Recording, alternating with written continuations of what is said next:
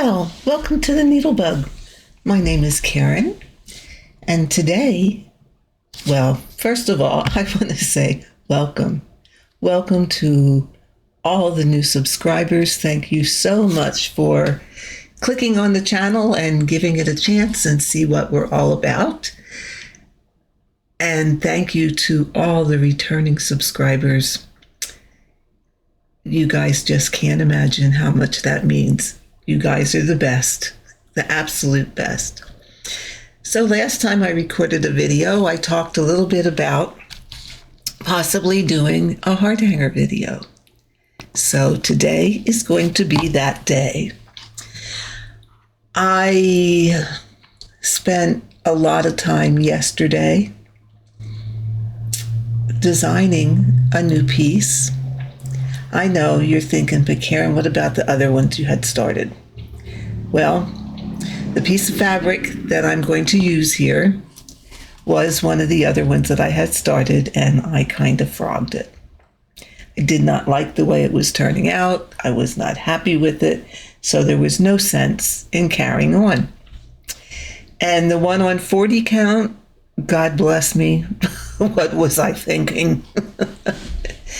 It would be beautiful, but I'll tell you what, my eyes just are not going to take it. So that one, I'm going to salvage what I can out of the fabric. I can frog the cloisters and hopefully be able to salvage at least some of the fabric and do something one strand over two with it. That I can do, but I don't know that I could keep doing the Hardanger on it, especially a piece that's going to be that large and take forever. Absolutely forever. So what I have today is a piece of 25 count Lugana. And like I said, I was working on this pattern yesterday, and let me give you a look at what it's going to look like. Let's see if we can make it a little bigger here. It's nothing too fancy. I do not have any of the filling things drawn in. Really, all I did was make the basic outlines, and what goes in those spaces, that will just happen as the piece progresses. There we go. I kind of do whatever strikes my fancy at the time as I'm working on it. So just a little bit of how I get started. So, because you're probably going, well, how big a piece of fabric do you need? You know, if you look back through my Hardanger series, all of that is explained in that series of how you calculate your fabric and all that good stuff. But just to let you know real quickly, what I did was count the number of blocks from the point, the apex here, all the way down to this bottom point. Okay, so you take that number, and now if you look at how I have it charted, I used a symbol that was as close to blocks going vertical and blocks going horizontal. Let me see, I can make it bigger. There, you can see them. So that way I know which direction the block is supposed to go. It was a little bit of creative designing within WinStitch.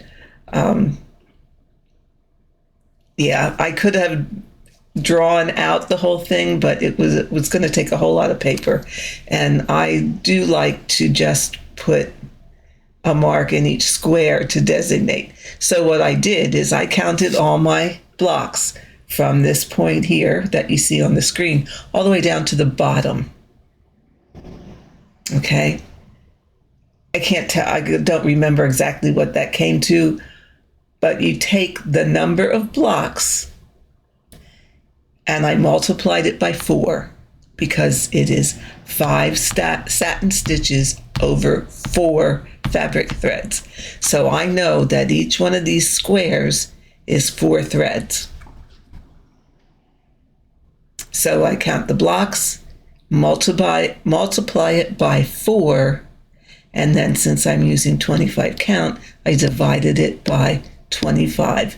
So that told me how much fabric I needed for the design area. You can add a little bit extra. Well, you want a little bit extra so that you can put it in your hoop or your Q-snap or however you're going to manage it as you stitch. And you also need to decide, and I did not have it on here, do I want to do a lacy edge? Do I just want to do a buttonhole edge?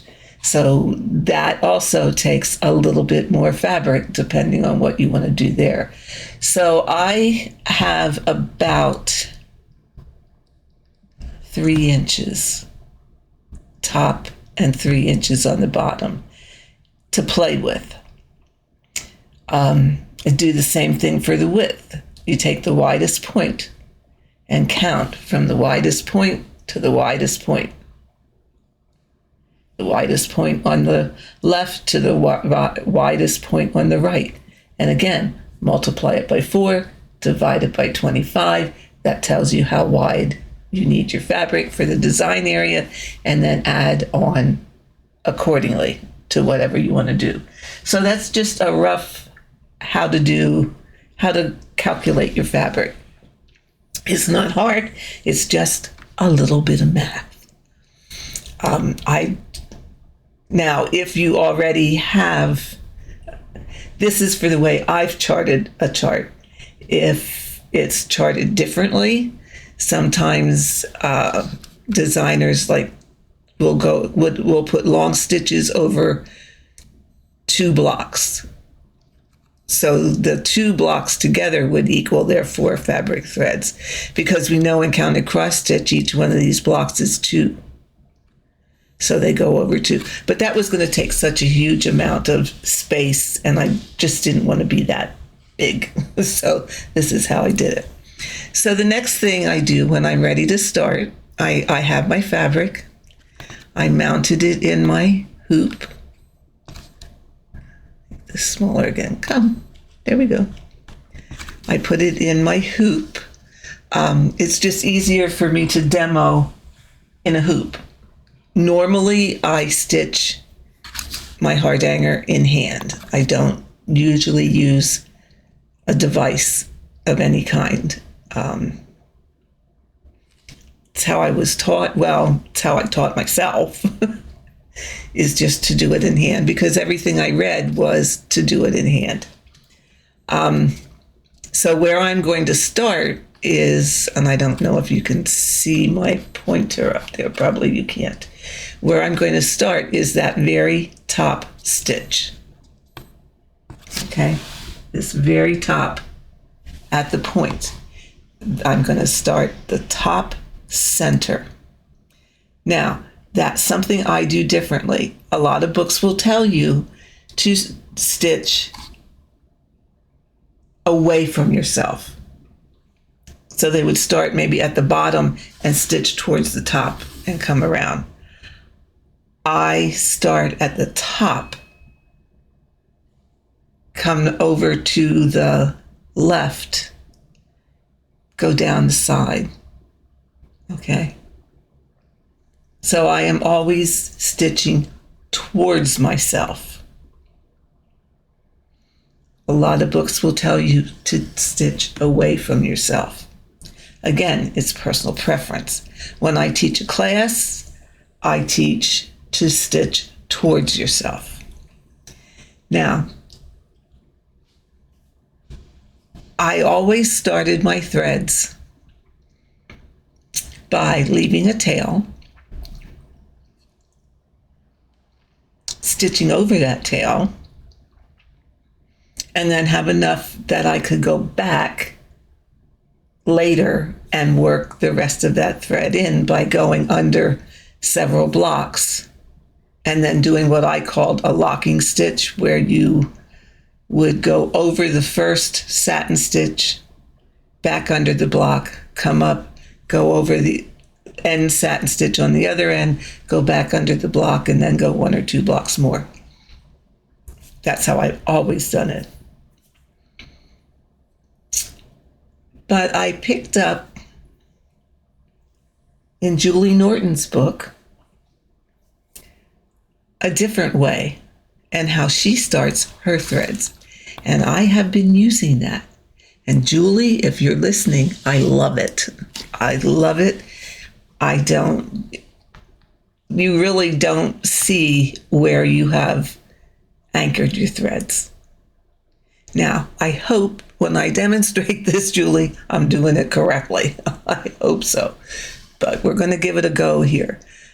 Julie has a new, well, I guess you could say it's a new floss tube that she does with her daughter.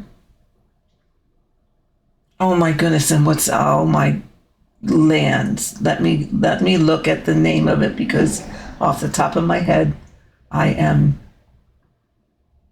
blanking on what it is.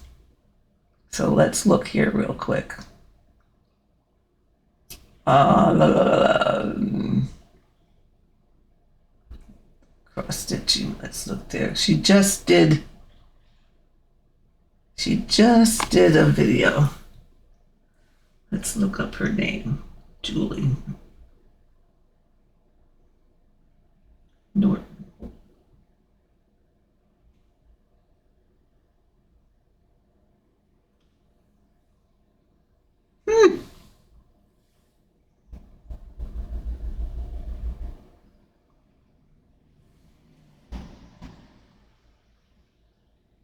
There it is. Floss, paper, scissors. I knew it reminded me of rock, paper, scissors. Floss, paper, scissors. She just posted it last evening. Loved it. Loved it. I always look forward to their videos. They are such fun videos. Such fun. But Julie is a designer. She has quite a few charts out on the market. I think she's pretty much retired at this point, but if you watch her videos, you can find out where to purchase her charts, and beautiful stitching, absolutely beautiful stitching, and a lovely lady, and her daughter is just as lovely. So I'm going to show you how Julie starts hers. And like I said, hopefully I am doing this correctly. But I'm going to take this pin out. This is my center. This is my top center. Okay. So I just wanted to mark that so I don't get too out of kilter here. So what I'm going to do is, for my first block, I'm going to put my first block right in here. Okay. I am going to, okay, I used a bit bigger hoop than I normally would if I was stitching this way. I'm going to go down through the fabric, and this first one, it's a little bit, I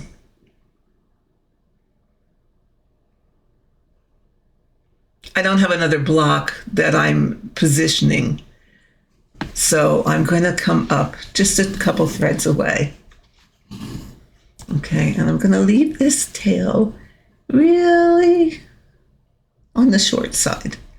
I'm going to go down 2 threads. Okay. Now, this is going to be the set. I pulled it out. I left my thing too short. Okay. Okay, let's do this again. I'm going to come up here.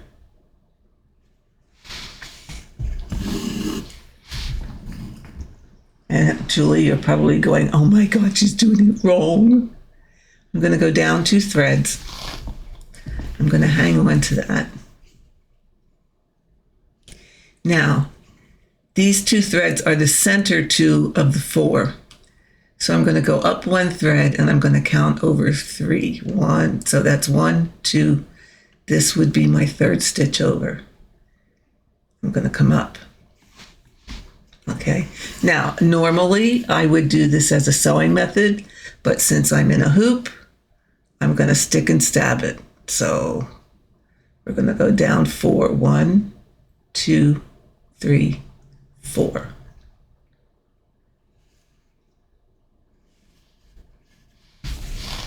Now, if you're going to stick and stab, which you can, you have to remember to go in the right hole. I'm a little further away from me than I normally would be. 1. Okay.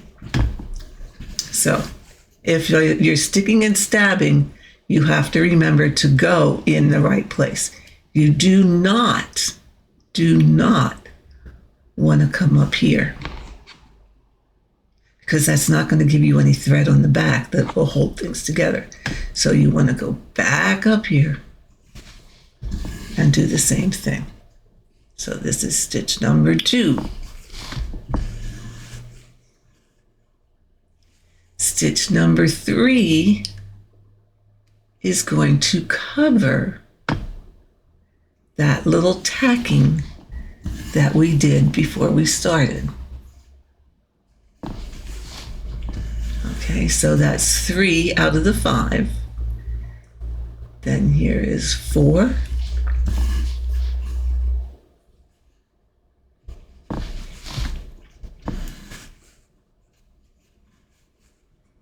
And 5. Now remember, you always have to have that longer thread on the back. Okay, you don't want to come up at the wrong spot, because then your things are going to fall apart. Okay, so there's my 5. This I can cut off. Okay, now, of course, I need to change direction. 1, 2, 3, 4.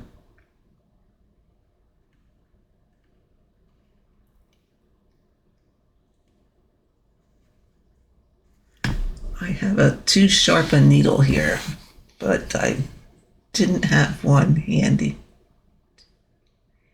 And I always like to double check my counting.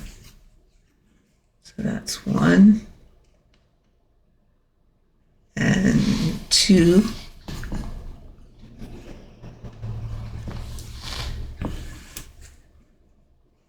And 3.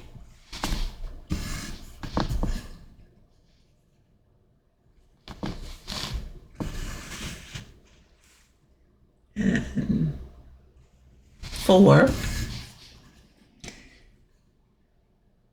Now you can't see it on this chart, but if I go here to the picture, you can see it's a long way. I can go a long way down to the corner on this left side. Okay. I think I counted it to be like 20 some stitches. 2, 4, 6, 8, 10, 12, 14, 16, 18, 22, 4, 6, 8, 30. 2, 4, 6, 8, 42. Okay. 42. So we're just going to keep working down there till we have 42, or I run out of space, whichever comes first. If I don't want to move my hoop right away, I can jump back up and start. I should have put this so you can see my mouse. I can drop down to this inner line of double blocks and start working there.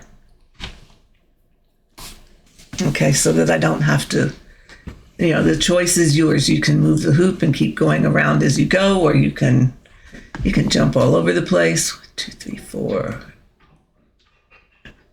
And this is number 5. So now we need to go back, change direction again. So we're going to share this hole. And then we're going to count down 1, 2, 3. 1, 2, 3, 4. Now, I have heard other people that demonstrated Hardanger. And I guess this is something that is a little controversial. I can't say that word, but you know what I mean.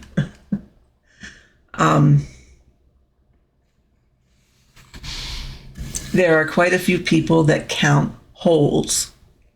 So they would count the hole. 1, 2, 3. I'm going down in the 4th hole. Okay. I find it easier for me to count the threads. So it's 1, 2, 3, 4 threads, and then in the next hole.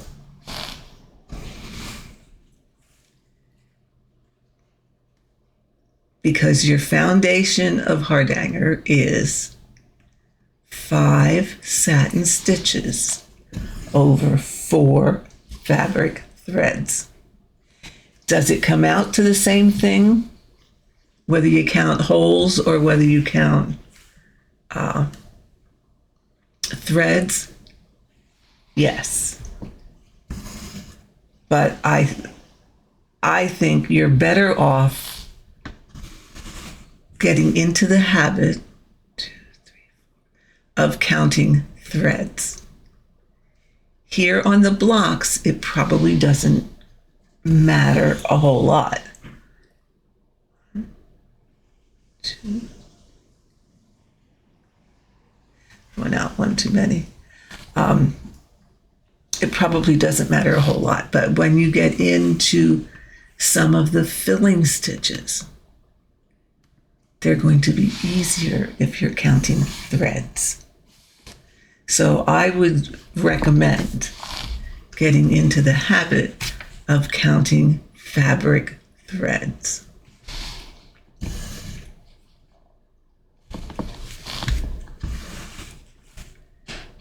But as you see, I find it easier to work towards me. And and tell me what you folks think, those of you that do Hardanger. I see more and more people using a hoop instead of stitching it in hand. Now, I do admit that I think to work in a hoop is easier when you're demonstrating it because it's not flopping all over the place. Okay, when you're working in hand, you tend to be moving all around. I want to get rid of this little tail because it's bothering me. I'm finding it a little bit annoying. So I want to make sure, I don't want to cut my block, but I want to make sure I get it close. So in order to do that, I'm going to pull up on it. And then I'm just going to sneak my scissors down here.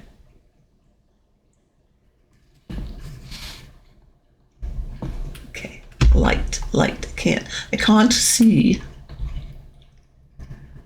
You know what?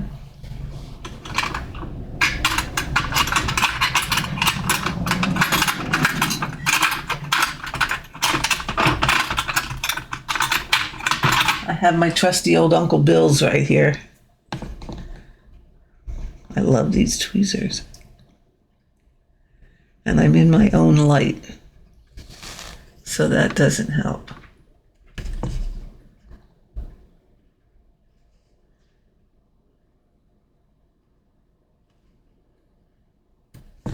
There we go. See, now you never know that thread was started there, would you?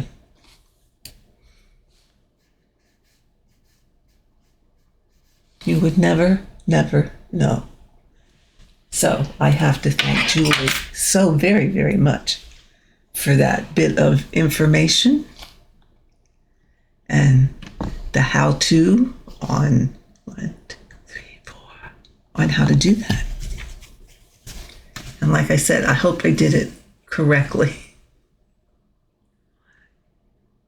So we're going to come up here because you also want to remember, not only do you want 2, 3, 4, not only do you want to remember to always start your stitch at the same side of the block so that you don't want to go down here and then come up over here, because then you're just going to get this little nubby of thread on the back.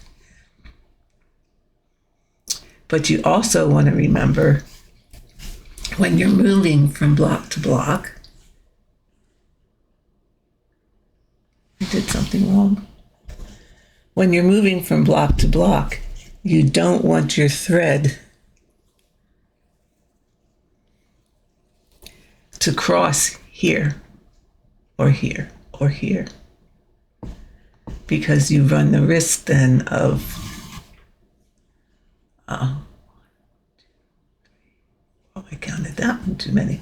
You run the risk of cutting it when you cut out to do your needle weaving. So you want to be careful and make sure that you're going the right directions and carrying your thread correctly. 1, 2, 3, 4. There we go.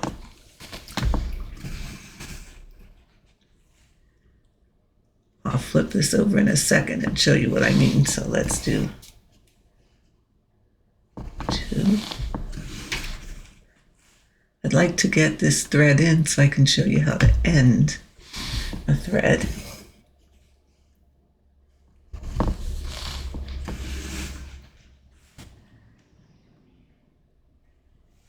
Now this fabric I do have loose enough that I could do it as a sewing motion if I so desired. But I think I'm sitting at a bit of an awkward angle to be able to do that. So, okay, so now this next stitch, I need to go out this way. 1, 2, 3, 4. 1, 2, 4. Okay, so now let's flip it over and look at the back.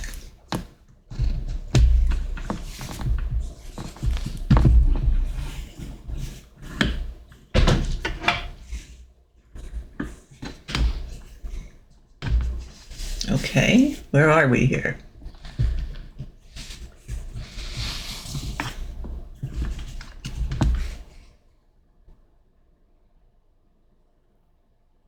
Ooh, ooh, ooh.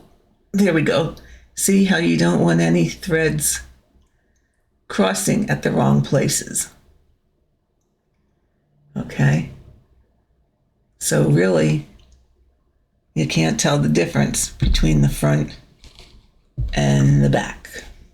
Let's see, maybe I can do this a little.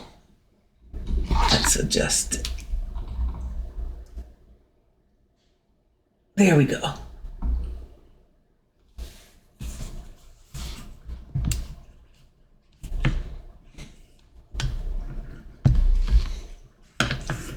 There we go. So you don't want your threads to cross here or here, because you don't want the risk of cutting them. And you always want these long satin stitches on the back, because that's what's going to hold your stuff together. Okay. So there you have that.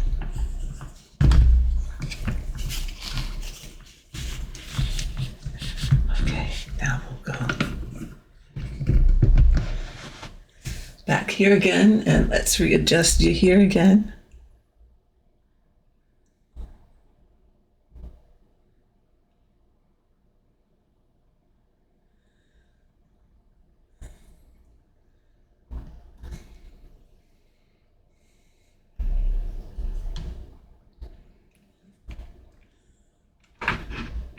What I did here, the light changed. Must have bumped something. Okay, let's see. Let's see here.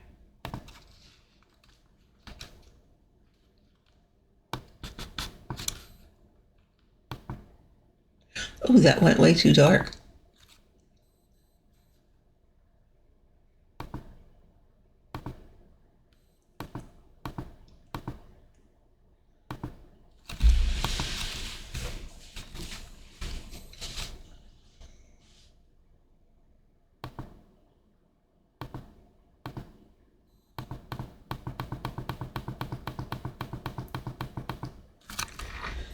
Yeah, I don't know what I bumped. Oh, not that. Oh, no, no, no. Oh, folks. Yeah, that's a little better. Not perfect, but we probably won't be here that much terribly longer. What's this? Flash? No, I don't want that. Don't want that. Don't want that. That's the only things I can adjust here, so.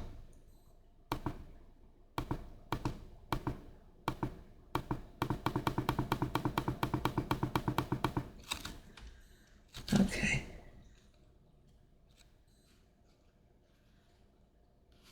We'll say okay to that. And all right, we'll carry on. Okay.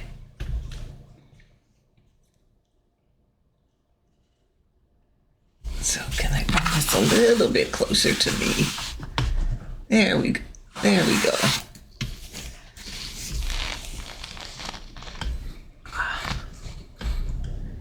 Okay. I'm going to try and do this two-handed. See if we can.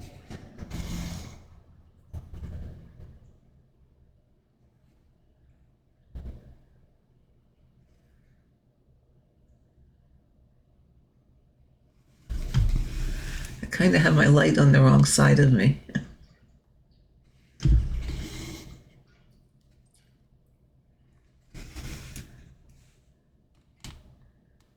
But you get the idea. And like I said, I just wanted to show you how I started. And maybe we'll just keep using this piece as a stitch along, and you can follow the journey.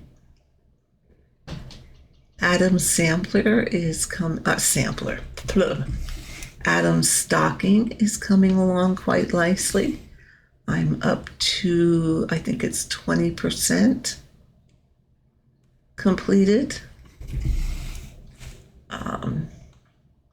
According to my little spreadsheet, I'm a good, let's see, probably 2 going on 3 weeks ahead of schedule. I'm caught up until the 5th of March. So if I can stay ahead like that, then I don't mind taking some, a day here, a day there, and doing something like this. Kind of get a little variety. I know how it was when I was working on Stitcher's Retreat, that was the only thing I was working on. And as much as I loved it and as much as it was great stitching it, there were days when it's like, oh, I don't know if I can pick it up again. But I think that all depends on your mindset. And mine was, I want it done. I want it hanging on my wall. I love this picture. I just want it to be up on the wall. Okay, I'm running into the side of my stand here. So I'm going to go back to one hand.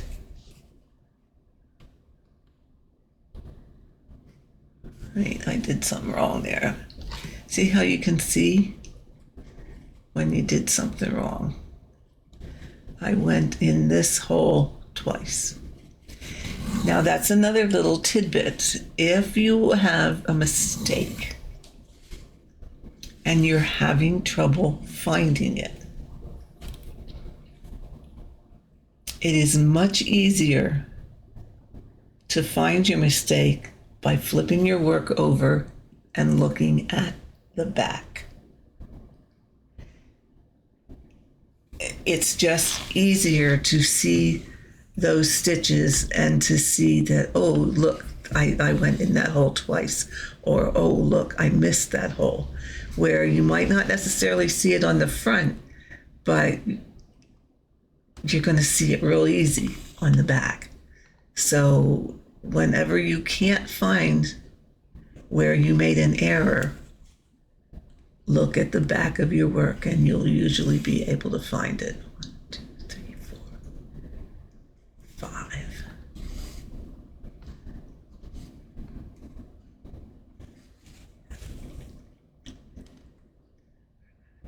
This way.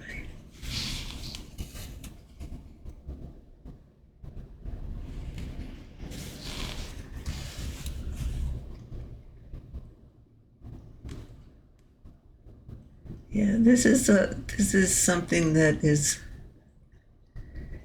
it's an easy to stitch, but it also takes a degree of concentration. So it's a little hard to think of things to talk about as you're working on this, because your head is going 3, 4, 5, and the words have to fit in between those numbers. 1, 2, 3, 4. See, I had to double check that one because, yeah. 1, 2, 3, 4. Okay. Now, I think what I'm going to do, because, what are we at here?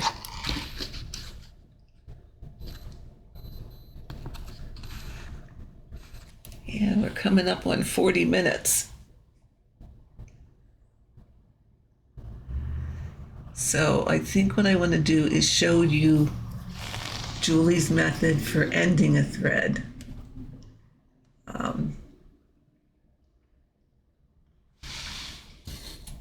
Which I also like. Now, the one thing is that does require you to flip your work to the back. Okay. 1, 2, 3, 4, and 5. So I like to keep these at 45 minutes to an hour, so I'm going to show you the technique for doing that. Okay, so I'm on the back of my work. Now, I think what I'm going to do is take the hoop out of my stand. That might be a little easier.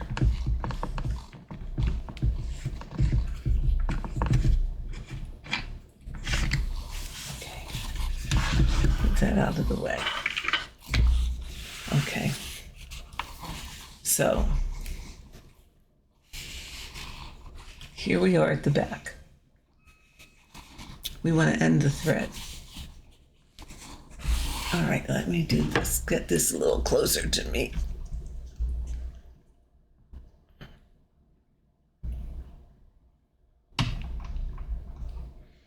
Okay. All right. Such a going on here. Okay, we want to end the thread. So this is my last block. I'm going to go under the block, but as I do that, I'm going to dig down and catch just the fabric. And you'll be able to feel that you went through the fabric. And I'm going to come out the other side. But what I'm going to do before I pull it all the way through, because I know I'm through the fabric, because see, I can't wiggle this as you would if you were just under those threads. I'm going to look here on this side and make sure that I cannot see my needle, because I don't want to come through the stitches on the front. Okay, just want to go through under the stitches on the back and pick up a bite of the fabric, but not the stitches on the front. And as I said, I know that I just have fabric, because when I do this, my needle doesn't move like it would if it was just under these. It would go all the way side to side, and it's not. So I know I'm under fabric. And then I'm going to pull that through. And you could just clip it off right there. Okay. However, if you want to feel a little bit more secure, then, okay, I gotta hold this down here like this. I'm just going to go over the first satin stitch. There you go. And back under the block. Pull it through and clip it off. Now, I can hear you. I hear some of you out there.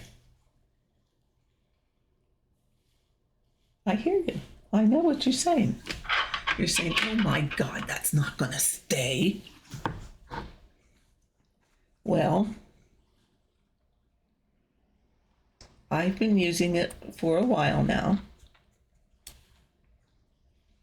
I haven't had any trouble with it coming undone.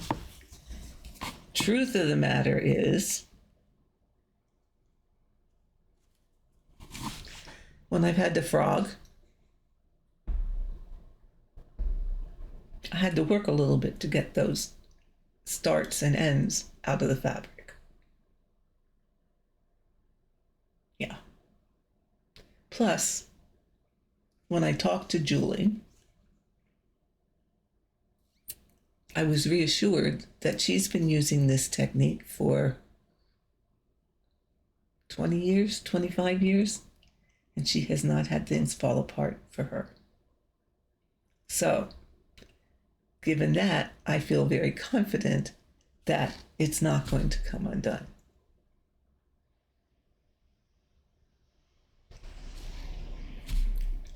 I like this way because look, you cannot tell. There's the back.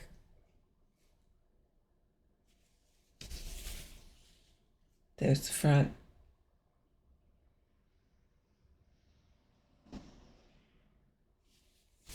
Again, there's the back.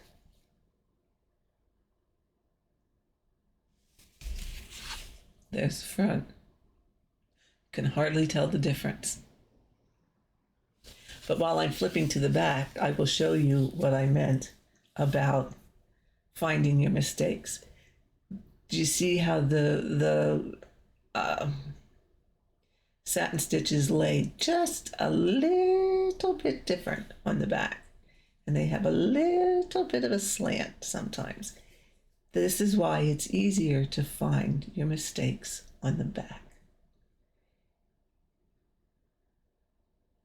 Whenever I couldn't figure out where my mistake was, I always flipped it to the back and found it within a very short amount of time. So my friends, this is how I start a piece of Hardanger.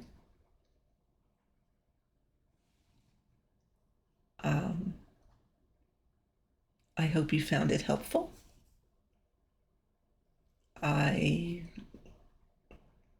My plan, and we all know what we say about best laid plans, but my plan is to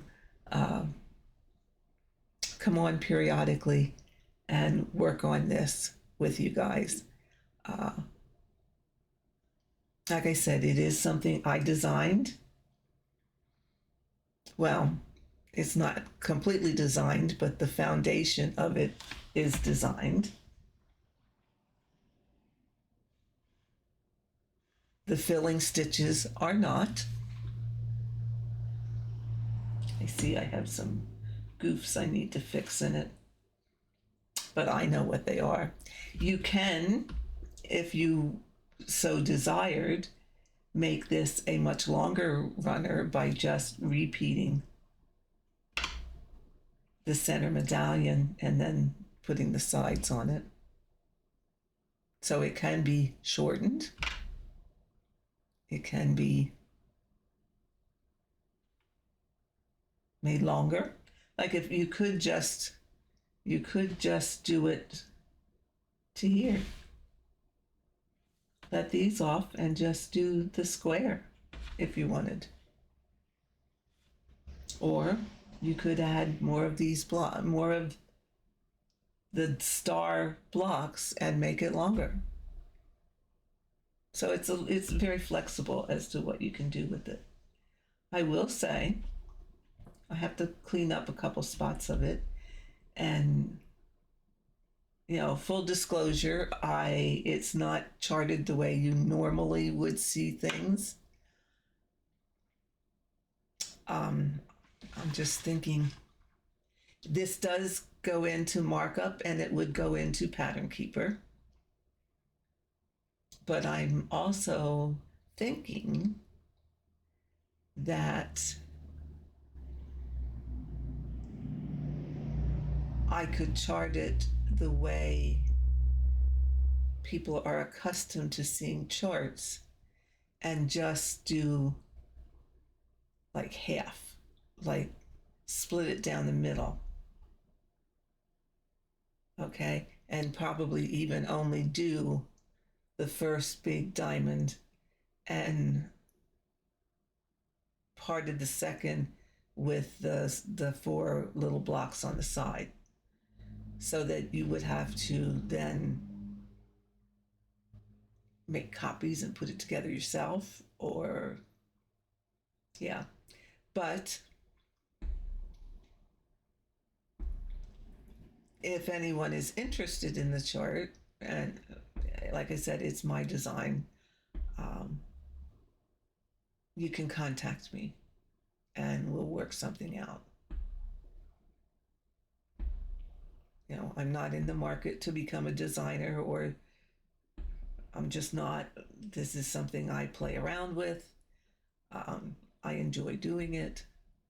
So if this is a chart that you would like, now you would have to get creative about your own filling stitches. That being said, I do not have them charted, and I don't plan on charting them because, again, it's something I do as I'm working it. It's like when the mood strikes, that's what goes in there. Okay. So, with that, my friends, I think we will call this one a day. And I hope that you will give Hardanger a try, or pick up a piece that you're working on. I think it's having its resurgence. I see more and more people working on some, so that's kind of nice to see. So with that, I am going to bid you all farewell. Hope you have a great rest of your weekend, and I will see you in the next video.